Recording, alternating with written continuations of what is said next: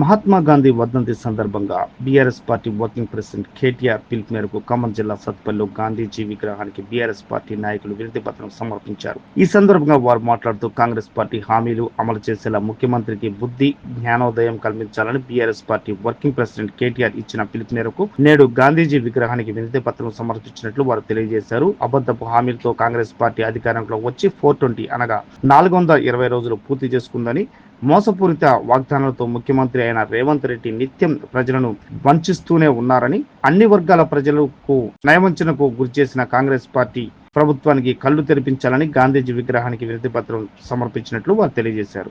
ఈరోజు బాపూజీ మహాత్మా గాంధీ వర్ధంతి సందర్భంగా కాంగ్రెస్ ఇచ్చిన గాంధీ గారికి బీఆర్ఎస్ పార్టీ తరఫున కాంగ్రెస్ 420 హామీలు 420 హామీస్ ఏవి నెరవేరలేదు. ఈ విధంగా గాంధీ గారి వర్ధంతి సందర్భంగా ఈ మెమోరాండాన్ని మేము గాంధీ గారి ఇవ్వటం జరుగుతూ ఉంది. అలవి కానీ హామీలు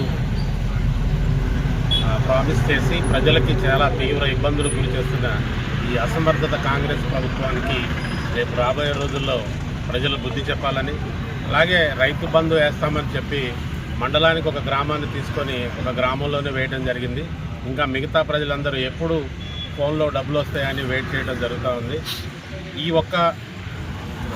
ఒక్క వాగ్దానాన్ని అమలు చేయడానికి ఇంత టైం తీసుకున్న కాంగ్రెస్కి ఈ 420 హామీల్ని నెరవేర్చడానికి ఎంత టైం పడుతుందో ప్రజలు గమనించి రాబోయే రోజుల్లో ఈ అసమర్థత కాంగ్రెస్ ప్రభుత్వానికి బుద్ధి చెప్పాలని కోరుతా ఉన్నాను. జై తెలంగాణ, జై బీఆర్ఎస్.